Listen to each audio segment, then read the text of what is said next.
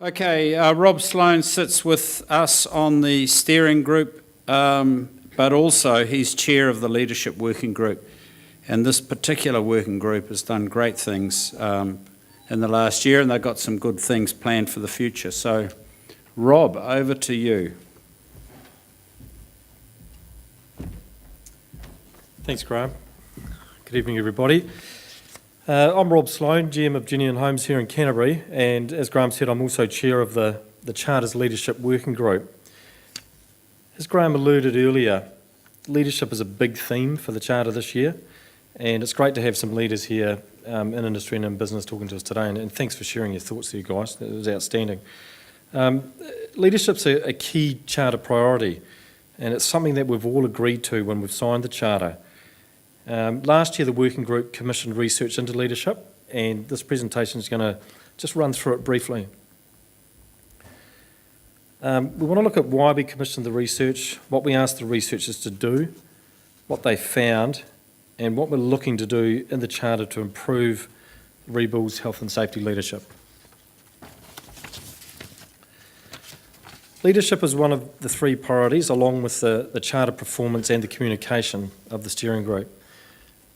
And this is why we have formal working groups focused in this area. The Leadership Working Group is focused on providing useful tools to improve the health and safety leadership at all operational levels of the rebuild, including director, senior, middle, team leader, supervisor, worker and contractor, and that includes subcontractors and hired labour. The research was commissioned in part because we wanted to better understand the current health and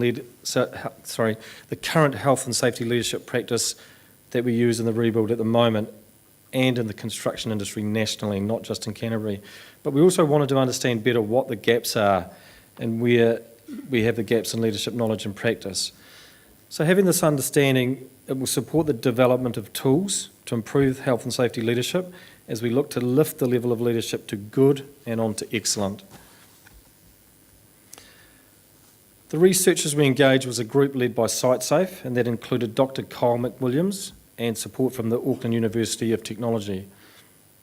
The report published today on the Charter website examines what leadership looks like across the rebuild, and it provides a matrix of effective health and safety leadership based on the research at these 5 levels. So the background to the research was informed by a survey with 30% of the Charter signatories responding to this. 2 focus group sessions were run of senior management, supervisors, workers, contractors and subcontractors. We also had in-depth interviews of 4 senior rebuild leaders. A literature review of international and local research on the subject of health and safety leadership was also used, and some desktop research into existing training and learning development providers within the Canterbury region. So what was produced? As well as the main report, the findings from the research led to the production of 3 case studies from Fowler Homes, Skirt and Fletcher's, and the Fletcher's work was via the Business Leaders Health and Safety Forum that Graham referred to earlier, and we thank them for that. The development of a leadership matrix outlining what health and safety leadership looks like at the 5 operational levels based on the research. And again, these 5 levels are directors or owners, senior managers, supervisors, workers, contractors and subcontractors. And I'll show you the matrix shortly. It's a fantastic document, and I encourage you all to go on the website and check this matrix out in more detail. We believe this matrix will be the basis for really, really great tools for us to work from. Very, very practical, and it will cover everyone on site, everyone, as we're recognising everyone has a leadership role to play. It's not just senior and owner and director, it's right down through to the worker. Leadership exists at all those levels. So what was said, what came back? The responses from the participants in the interviews and workshops indicated that a consistent understanding of what effective health and safety leadership should be across all levels, roles and perspectives. Common themes emerged, both from interviews and the literature review. Visibility, accountability, being involved, hands-on, realistic and achievable measures, and the importance of creating a health and safety culture. Health and safety leadership training is lacking, and either it's lacking or it's ineffective at all operational levels. So that's really, really important. It's a huge gap. While some organisations exhibit great health and safety leadership, it's also apparent that there's, again, significant gaps right across the industry. So that's very hard to see. That's the matrix I mentioned. And again, as I said, it's been published on the website, and I encourage you all to go in and have a look at it and familiarise yourself with it. Has come out of the research report, and again, it covers those 5 levels across those different columns. You can't see it here in detail. There's a lot of information on this one page, and it's extremely useful. And the Leadership Working Group is now commissioning more work to turn it into something practical that we can all use, and we'll describe what that is. That next slide's just one breakdown. That's the supervisor part, and again, it's impossible to read from where you are. But it's colour-coded. There's 3 little colour codes on the right-hand side, and they represent accountability, visibility, and measurable activities or outputs. So you can actually see what's detailed down in your section and understand where you kind of need to be to help that leadership develop in your business.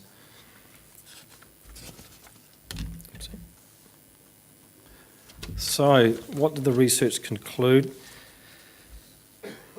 This definition was put together, and you can read it there for yourselves. And the real important thing there, it's the definition of health and safety leadership for every level of the industry, from worker right through to CEO. And we think the definition's pretty spot on. But again, as Charter Signatories, we'd be really keen to hear your feedback on this. But again, those 3 main things: the commitment, the attribute, and importantly, the behaviours. So what is an effective safety leader?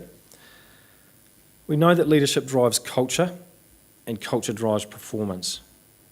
So what the report finds is effective safety leaders demonstrate these following things. Effective safety leaders are visible with their exemplary behaviour. They provide clear expectations of the vision, safety procedures, and behaviours. They empower people. They educate people, and they do that through coaching and mentoring. They monitor safety performance. And again, Cos talked about verification, and how many charter events have we had where verification, we hear it all the time. It's cool to have all your processes and systems in place, but if you're not looking backwards and verifying that they're actually being practiced, well, kind of what's the point? Accountability is something that comes out very, very important. And communicating safety all the time.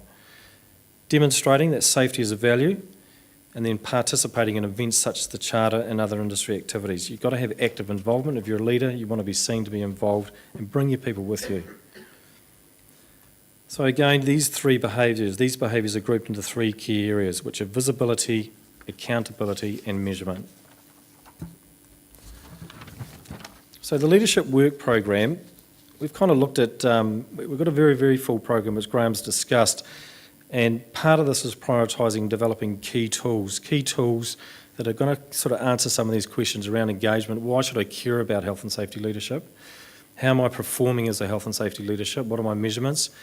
And then some guidance. How can I improve my health and safety leadership? So we want to develop some tools and resources to help with that.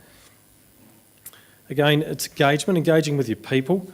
And one thing that's coming out of all the work and the research that we've provided or had provided to us is a PowerPoint presentation. And this presentation is going to be a really, really excellent resource. And you can use that in your business and in your staff meetings, and it's going to be used across all levels. So you can actually get your staff and your people and your subcontractors and talk about leadership and health and safety. And we feel that's going to be an excellent resource. It's going to be a measurement tool that, again, it'll be like the performance, the self-assessment tool that you've all done. And again, it's going to be done by Navigators Consulting, so they're the people that did the measurement tool. And again, you'll be able to measure your leadership. What does it currently look like? Where are the gaps and what you can do about it? And we'll also put some guidance together with that. So you've got the tool with a guidance document to actually take you through that and see how it works.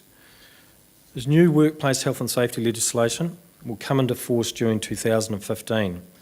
Compliance with the new legislation will be a key part to the way the construction industry and Charter Signatories in particular approach health and safety leadership.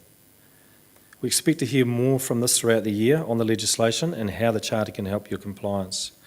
Let us know what you think of the research, the report and the matrix too.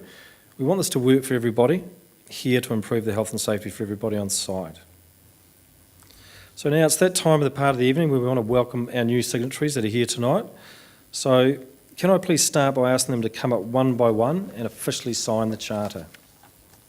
I'd like to congratulate Carl Taylor from Carl Taylor Homes. Carl, you can come up and sign the charter.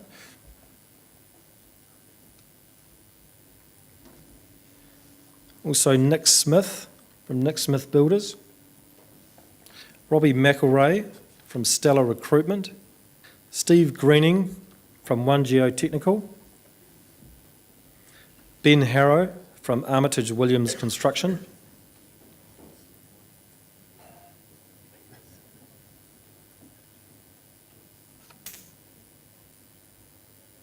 Hamish Monk from Sky High Scaffolding Limited.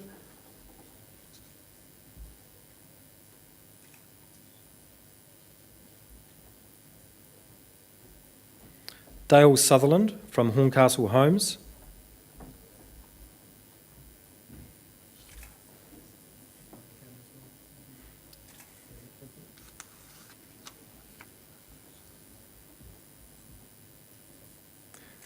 Phil Williams from StructureWise Limited.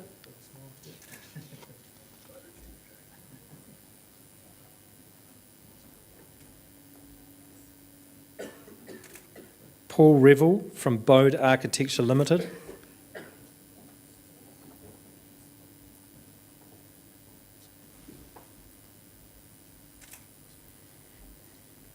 Bruce Hewison from Grounds and Services Limited.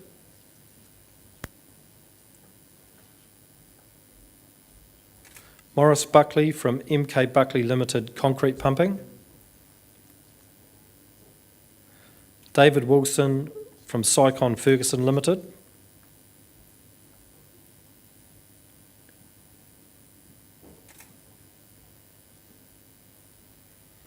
Greg Davies from Scope Group.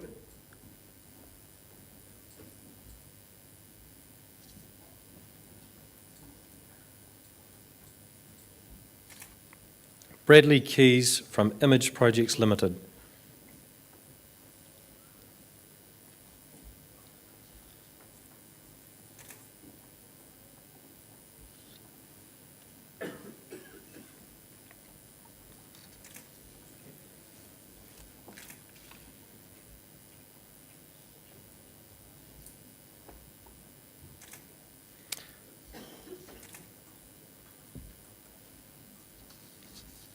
Congratulations to you all.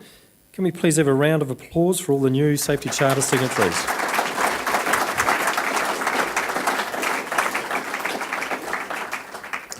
As well as our signatories, could we please endorse and congratulate our new endorsees, Fontaine Design and ADT Alcohol Drug Technology.